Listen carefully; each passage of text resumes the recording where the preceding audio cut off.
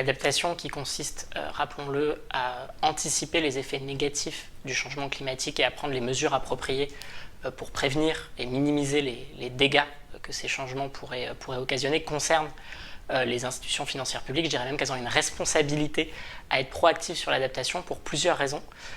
La première, c'est que les principaux domaines qui sont concernés par l'adaptation correspondent exactement aux domaines sur lesquels elles interviennent. L'aménagement, les infrastructures, le logement, la ville. La deuxième raison, c'est que ces institutions historiquement ont un rôle et jouent un rôle dans les grandes transformations de l'économie.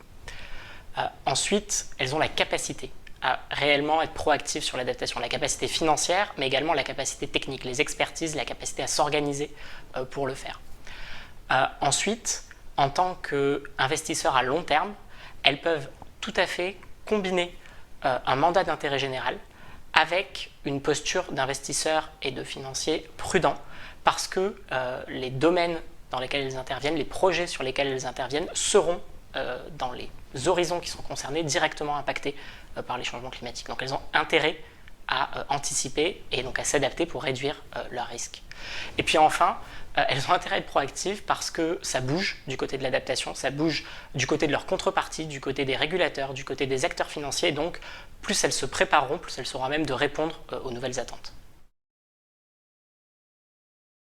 Dans ce rapport, qui est le dernier rapport du projet FinAdapter, on montre qu'il y a un rôle pour chaque entité au sein de ces institutions pour intégrer l'adaptation au changement climatique. D'abord en installant un environnement propice à l'adaptation.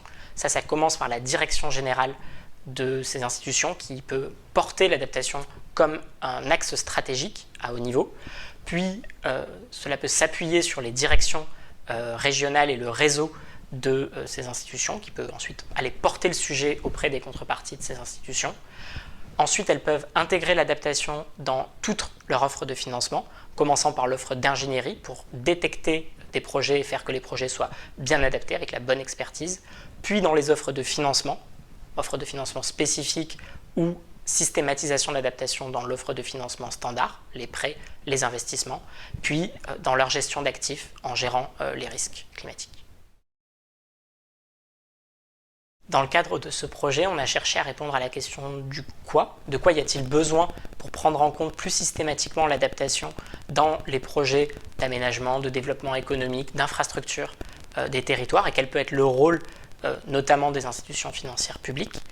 Dans la suite de nos travaux, on va chercher à répondre à la question du combien, à quantifier les ressources publiques, mais plus largement les ressources que différents types d'acteurs pourraient avoir à mobiliser, à qualifier la nature de ces ressources pour être sérieux, être à la hauteur de ces enjeux d'adaptation en France.